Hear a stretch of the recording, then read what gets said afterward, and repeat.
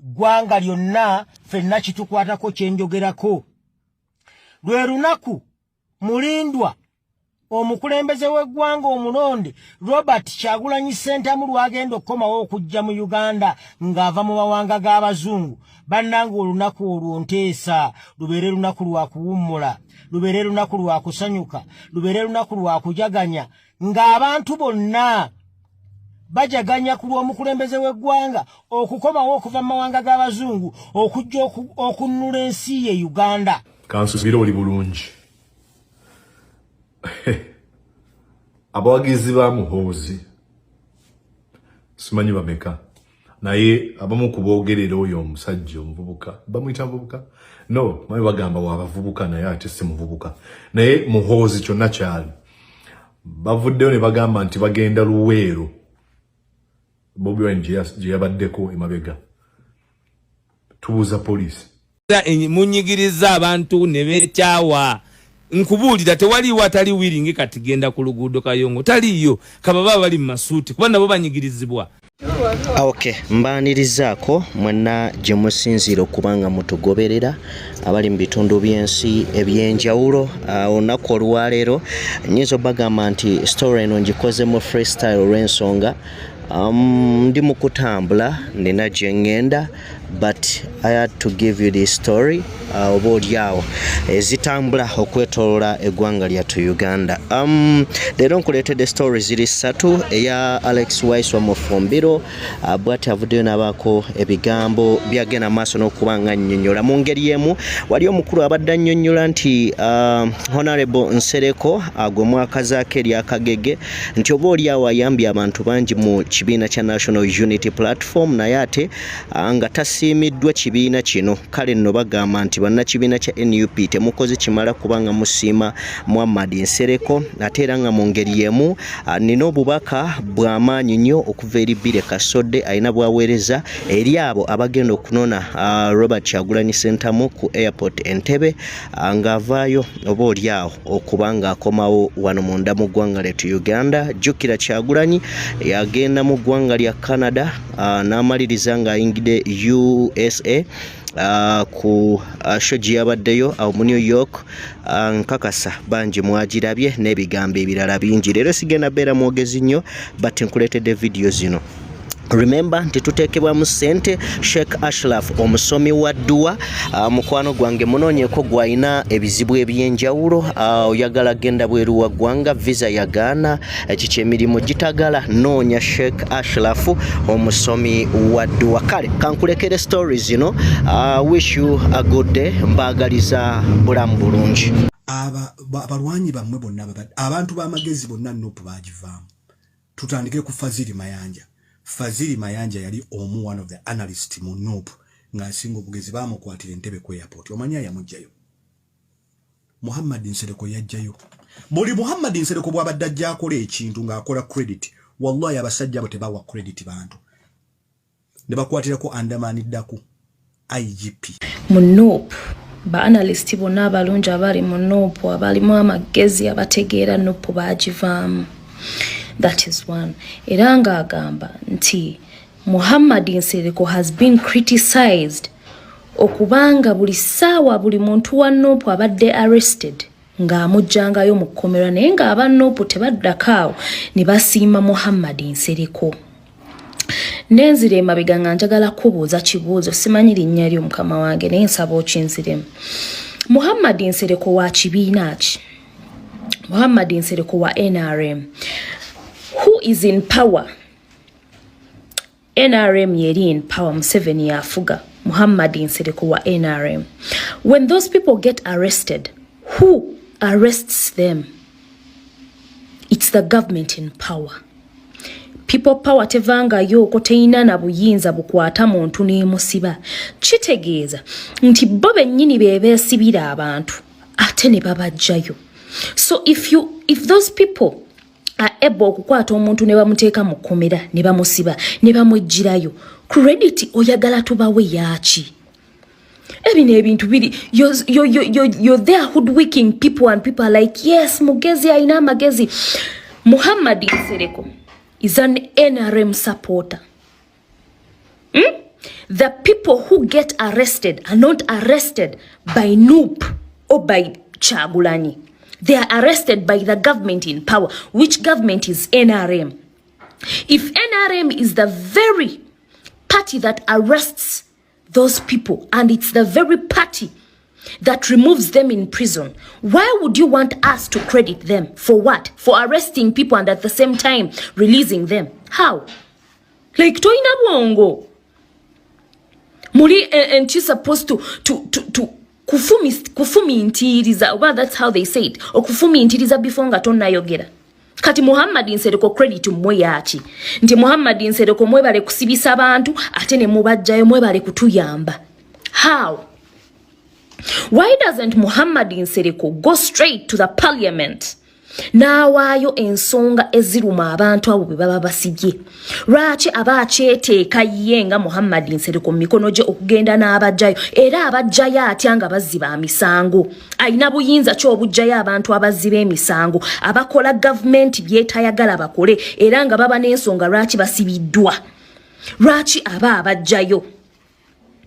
If the very government you're talking about or the very Nsereko you're talking about bakwata Honorable Kyagulanyi ne bamuteeka yonna gye bamuteese ne bamuleko ne bamugaana okutambula, lwaki tavanga yoko n'agamba government yennyini gy'akolera oba gy'alimu nti bannaye temukwata muntu muleke akole kyonna ky'akola kasita kibanga kiri mu mateeka? Lwaki tavanga yoko?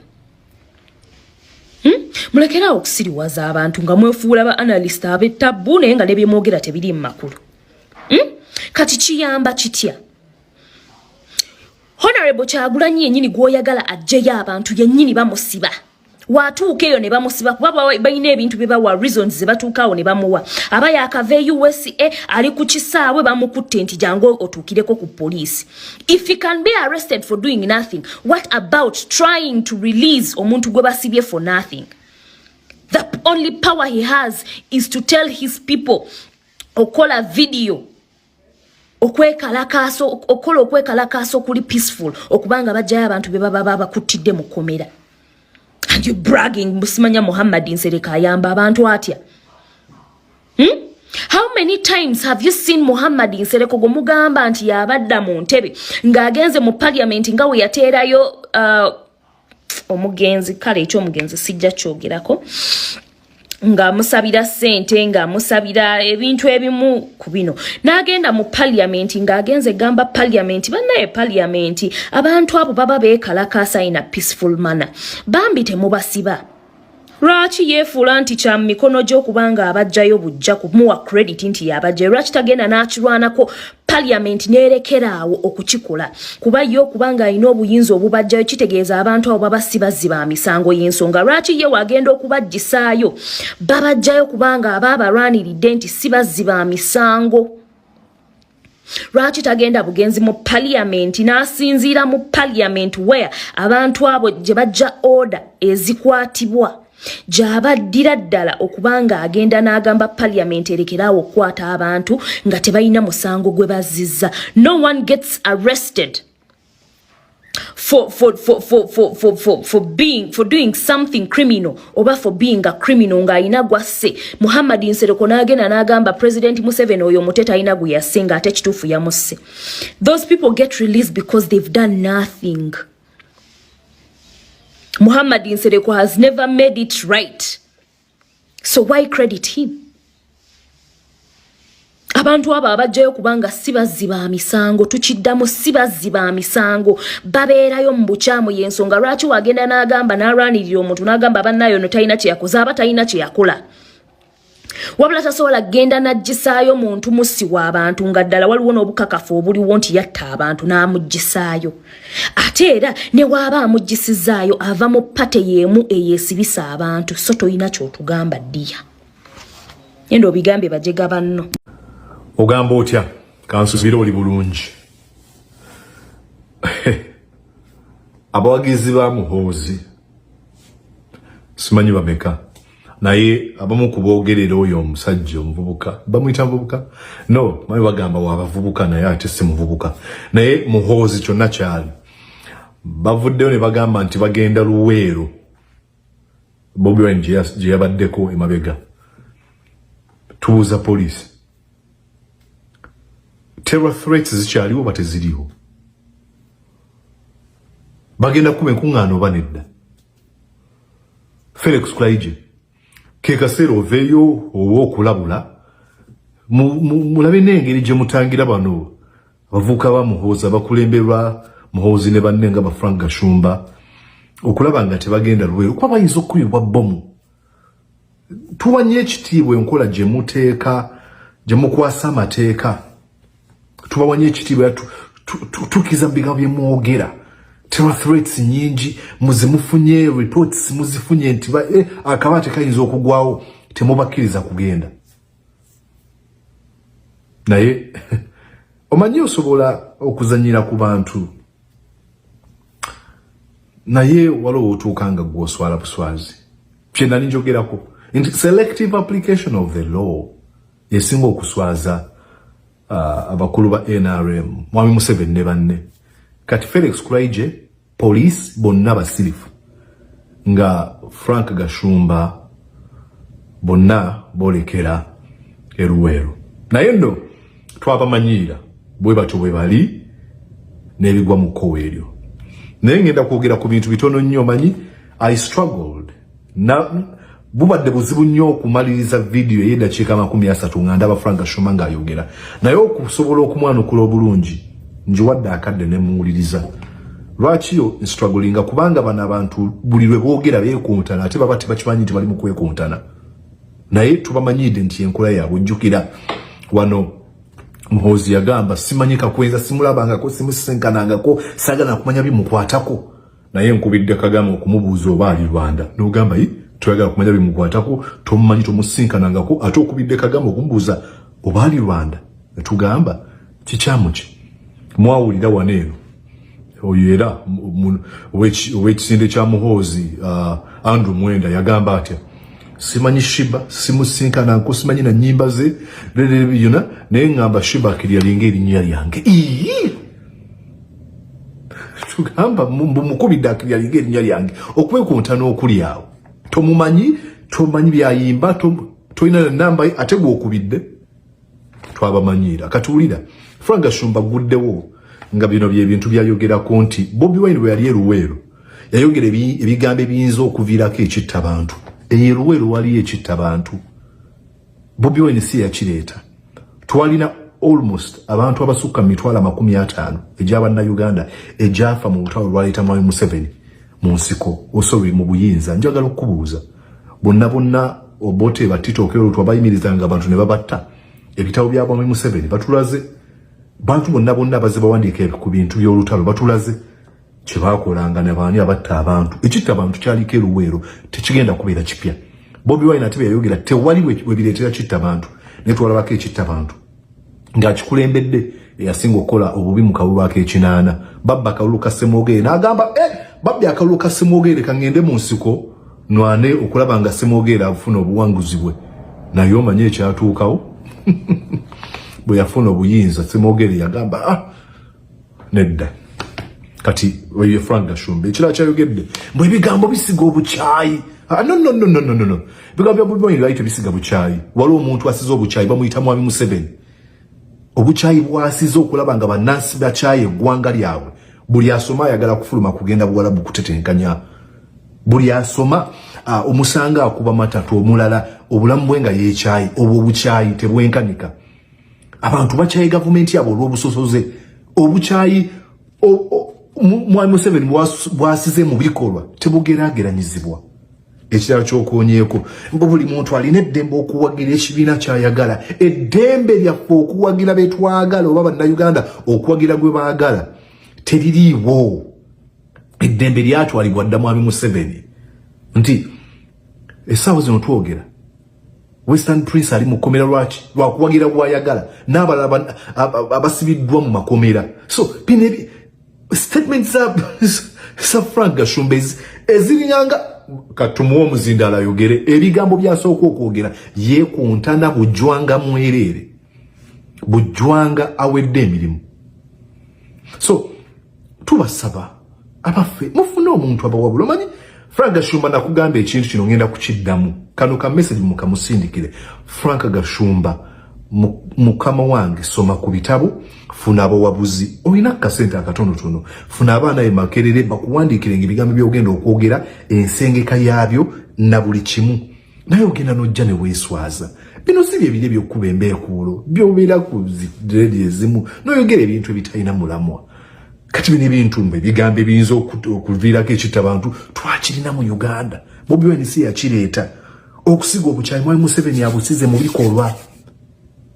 Buli muntu okuba n'eddembe okuwagira kyawagira ekyo mwakijjawo. Omuntu kasaba ng'aggera opposition Mwami Museveni tamwagala.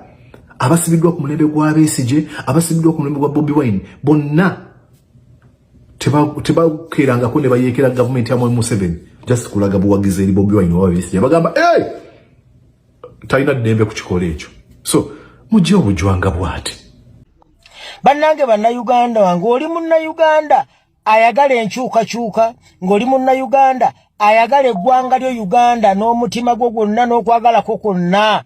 Bannange kino nsaba kigende eri bannayuganda mwenna asobola okutuusa vidiyo eno ku muntu yenna asobola ogimutuusaako, kubanga ggwanga lyonna ffenna kitukwatako kyenjogerako.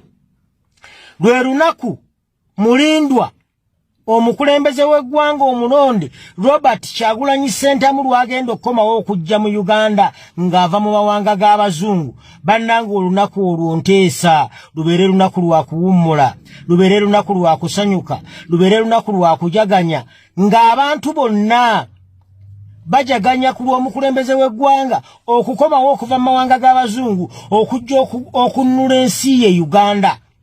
Abayisa abantu akakadde okujja okwaniriza omukulembeze w'eggwanga omulonde, mwayisa abantu batono.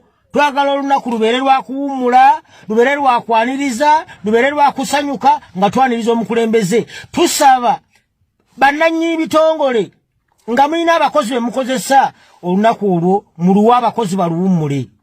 Tusaba amakampuni agakola bannange olunaku olwo muluweeyo mu nsi yonna nga lwa kuwummula mu nsi yaffe Uganda. Abakozi b'amaradio muweereze ebintu nga bimubiweereza direct live bannange, kubanga tuba mu kuwummula. Aba TV mwenna mufokasingaawo, abali ku Facebook, abali ku WhatsApp, abali ku Twitter, abali ku TikTok, mwenna mukuŋŋaane nga mukuŋŋaanye ekintu kimu. Lunaku lwa kuwummula, lunaku lwa kujaganya ng'omukulembeze w'eggwanga omulonde Robert Kyagulanyi Ssentamu ng'akomawo. Kisobozesa ab'ebyokwerinda obuteekwasa nti ate tugenda kwonoona emirimu gy'abantu. Simanya bannange emirimu gy'abantu gigenda kusanyalala, tegirina we gigenda kusanyalala nga twalusazeewo ne tulumyusa.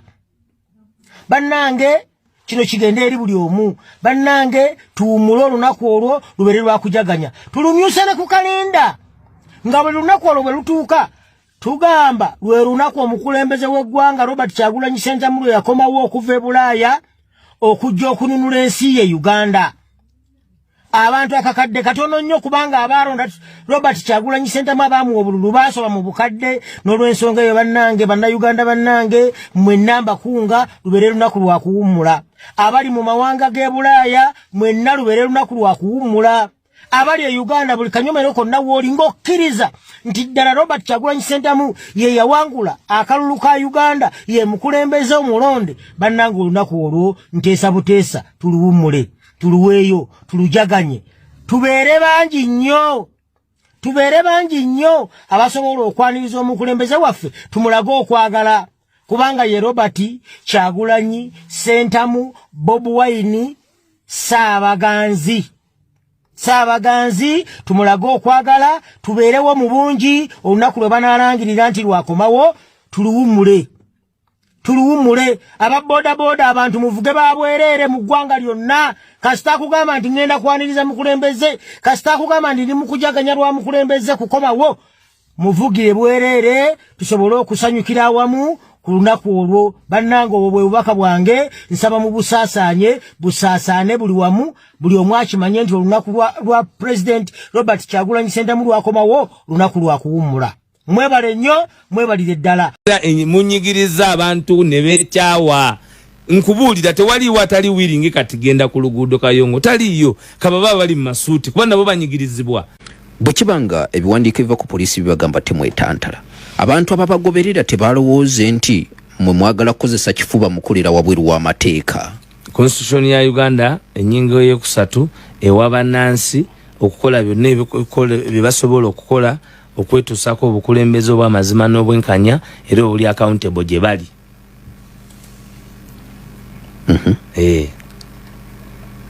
Kakati ekibiina ky'ebyobufuzi ekya National Unity Platform kigenze kimobilize abantu bayo katugamba abantu temujja mu bungi mwe mwenyini mwagamba nti abantu tetubayina ne bagamba nti tubasomba ne tugamba nti basi muzitekeko envumbo ne bava ku basi zitekako envumbo ne bagamba nti bakkirize nti abantu basusse obungi abavuddeyo okubalaga nti tubakooye obwo obubonero bwakubagamba nti tubakooye ate nakugamba nti olunaku lugenda kukya oba ffe nga tuli mu makomera oba ffe nga tukwatiddwa oba ffe nga tutulugunyizibwa naye nga n'okutulugunya nga tetukukola kubanga nga abantu beekyaye bagyekyaye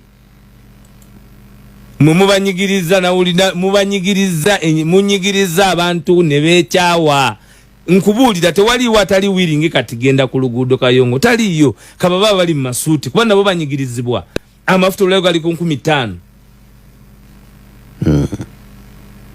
amafuta gali ku 10 meka ziri 5 ozijawa amafuta gali ku 15,000 lita ya mafuta kitegeeza nti buli muntu alaba ekigenda maaso buli muntu anyigirizibwa ekyo kyamafuta government yatugamba tekinako control kubanga bei ekyuka okusinzira ku nkyuka ya dola dute ani ayina okukwatirira dola eno banki talina gavana waayo okumala emyaka gino gyonna. It is the system that you have used and the misappropriation of funds and the poor character on human rights ebaletedde okubasalako sente. Engeri gye mukuttemu abantu ba bulijjo kubanga abantu bano be babagaggawaza nkugambye nti abantu babajja mu trillion 22 naye mubakutte n'ekitiibwa kubanga bannayuganda bakozi nnyo okuba nti basobola n'okubajjamu ezo sente zonna naye wakati mu kuzibajjamu temulina kye mubakoledde as a give back. Sente zonna mudinagani bunagani muzibbye zonna muzitutte ziri mu nyumba zammwe ziri mu mahoteri gammwe ziri mu mayumba gammwe ziri mu bizimbe byammwe. Oli n'azimba ekizimbe nga basobola okugizimba nga dormitory ya university ye n'akizimba nti ge makage ku sente ez'omuwa omusolo kuba singa abadde athrivinga mu business yandibadde yakizimba dda naye akizimbye yakayingira kuba speaker. Avayo n'akyogerako ye mukyama era yalina okukolebwako blackmail yalina okukolebwako kyakwatibwe. Tewaliwo muntu yenna gwe bagenda kutiisatiisa nti they are going to take us from what we are saying today or what we shall say tomorrow. Waliwo abalina okusasulira omulamwa n'omutemwa ogw'okuba nti bayimirira ne boogera amazima ku lw'eggwanga lyabwe. We must move forward and conquer the fear as a people. Olunaku lwe tukeera ku makyaffe ne tumuvinga from the fear eyokulowooza nti eri agenda okukitukolera lunaku lwe tugenda okwetaawuluzaako obuwambe bwe tuliko kubanga nabadde mpulira bajeti ya Buganda ebilioni 3 zebanja government ku myaka 4 bakabawako ebilioni 9 naye lwaboogo olw'okubanga yawasa mu famire y'omukulembeze w'eggwanga mu bajeti ya Uganda bamutereddemu $10 million mu bajeti ey'omwaka gumu akozesa obuwumbi 37 okumarketinga emmwanyi. Buganda Kingdom ne lwaboogo ani asinga okumanya eby'emmwanyi?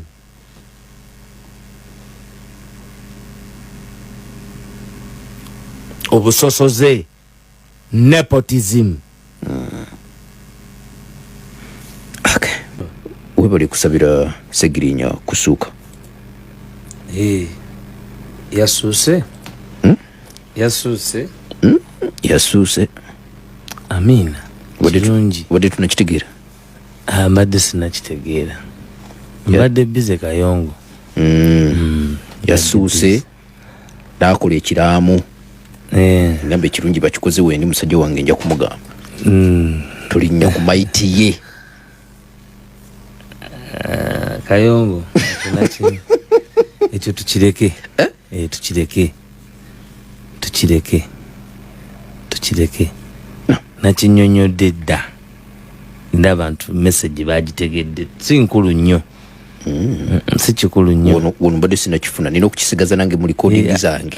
Nagambye abantu leero ku makya nti nze omulimu gw'enkola ogw'obwogezi bw'ekibiina kya National Unity Platform gwina kye bayita terms of reference. Ekisooka is to inform the public about the ongoing zone of the National Unity Platform. Nga bwe nze ne mbagamba nti tulina intelligence nti waliwo fayiro etambuzibwa ng'eyagala okukwata His Excellency Robert Kyagulanyi Ssentamu. Okay? Fayiro eyo bwe maze okugikugamba era nenkunyonnyola nti that is to inform. Okay? Si mawulire malungi naye nga gambye abaki abantu kubanga bwe buvunaanyizibwa bwa department yankwasibwa era nenga nti ebisowaani bigiraba. Okay? Kakati mulimu guze eri poliisi y'okwegaana oba okukkiriza. Okay? Ekyokubiri, it is to propel okwongerayo obubaka bw'ekibiina. To attack for the kugamba okwongerayo obubaka bw'ekibiina. Attack kategeza kulumba. Kulw'ekibiina okulumba. Kulwe kibiina kwa tulina ekikopo kye twagala. Tulina mission gye tulikayo okumamulako nakyemalira. Naye ate it is to also to defend and protect ekibiina, the position and the image of the party. Kakati wobanga wazanyako mpira yo gwe bayita sweeper. Sweeper yo mulimu gwe gwa kuba nti ajjawo buli kiyinza okuleeta obuzibu mu ggoolo ye. So webabayo omupiira ogukubiddwa ng'oli akubye omupiira nga gugenda kututeeba, buvunaanyizibwa bwange okugukiryalinga awe. So mu kukiryalinga situnuulira ani agukubyeyo, situnuulira kubanga wali ogoloza akyeteeba kyogamba ogireka nenywa. Kati nze mu my execution of duty oluusi emirimu gyange gireeta ebibuuzo bingi naye n'okumpuliriza obulungi. Ndi muntu amanyi okusengeka ebigambo byange. Omuntu bw'aba mpuliriza bulungi nina ebigambo bye sisobola kwogera kuba ate ndi mukuze bulungi, ndi mutendeke bulungi, nina liability ku lulimi lwe mba nkozeseza eri abantu. Waliwo okwagala okusiga ekifaananyi ekyawayiswa abantu gwe balina mu birowoozo byabwe, naye ndowooza balina okubeera above that. I'm smarter than that. Ensonga sirowooza nti nkulu nnyo,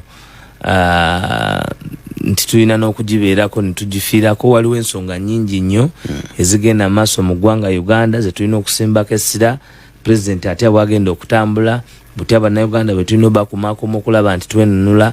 Tetusobola kuba diverted by a few issues eziba zireeteddwa abantu. Ate kankubuulire mwanattu ku Mwami Kayongo, nze ng'aludde mu byobufuzi nina ensonga nnyingi ze mba mmanyi. Gwe wampulirako nga nkedde ku makya ne njogera ku mukadde wange Katolubwama ebbanga lyonna, wankeerako ku makya n'owulira nga njogedde ku omugenzi Chuli ebbanga lyonna. Naye tulina abantu betumanyi abeefuula nti balina okukozesa abantu abalala, ffe abo betuvaayo ne tugambako. Era ye yeemanyi, nze situnuulira bantu bano balala, ntunuulira nnyo oli abadde akozesa abantu baffe. Era nga bwe yakozesa bali abalala, n'abalala bw'asobola obbakozesa. Kakati nze siyinza kutunuulira baakozesa, ntunuulira oli akozesa abantu baffe, naddala mu kubakozesa ensobi. Kweno radio okimanyi bulungi nnyo nti bw'ozannya obutambi obusukka, bwe mba mbaddeko emirundi 10 n'ozannya obutambi 10, ojja kusanga nga nze navangayo ne njogerera abakulembeze abatali banjawulo obutambi obusukka 8. Kakati siyinza kubeera ku minzaani yakungezesereza ku ekyo. Ffe tusomesa bulamu, tetusomesa kufa. Tusomesa tuli bantu. We carry the message of peace, the message of love, the message of hope. Tetuyinza kuba ate nga tuli the custodians of death. Era ffe tugoba omuzimu gw'okufa.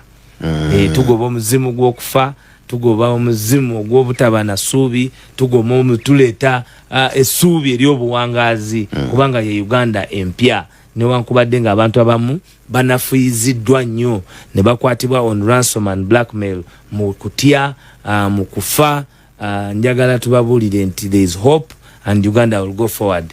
Bwe buvunanyizibwa bwe twewa. So njagala kino mukirabire mu kubeera nti abantu abafa abamu batekebwa mu kutiisibwa system regime ne bateeka ku mbeera erowoozesa nti ngenda kufa, ne kuteeka ku mbeera erowoozesa nti essuubi limpedde mu Uganda tegenda kukyuka, bansibye emyaka gino gyonna, essuubi lyonna lye mbadde nnina akazannyo n'akabaddi kajjajja kabadde ka buwangazi kukumalamu bannayuganda ssuubi. Kyagulanyi bamugula katate gwe baagula olwaleero bamuvunaana emisango nga 10 ate owaabwe owaabwe kati bamuvunaana emisango ng'emeka bakuvayo naga nti n'okumutta baagala kola ki kumutta, naye nga luli bwe yajja n'abagamba nti Kyagulanyi alina 24-hour surveillance by the state.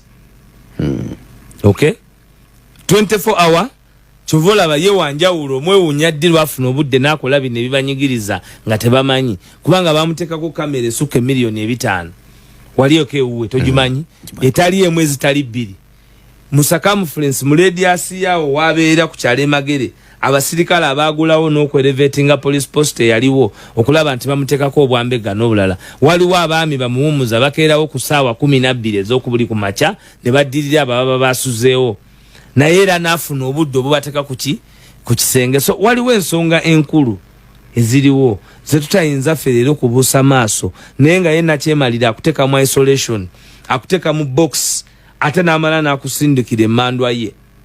Emmandwa ye nejjayo neekugamba nti osobola okunkogojja wano n'enkuyisaawo. Kakati ffe ng'abalina experience okukuba emmandwa n'omukongozi tumanya.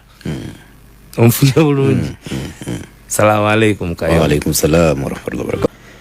Kati ndoza babadi batese katasa kenfufu bakayiwe. Waiso gambi waliwo abaagala okumuwanda ebigambo mukamwa. Kozeseza kitufu. Somesa love. Somesa love. Tosomesa buchayi. Ate no buchayi sinza busomesa kuba timu yange.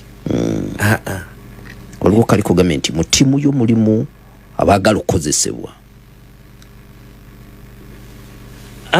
Era Kagabo tuli naye. Kagabo nali naye wano. Tuli naye. Nagamba wa NUP. Tuli naye. Ebyo gamba bilala tubalabira ku bikolwa. Tetumalabudde ku non issues ebitalina makulu kugambye ffe tugoba omuzimu gw'okufa mu NUP kubanga tu projecting a love, peace and coexistence. Okay, bajita pale FM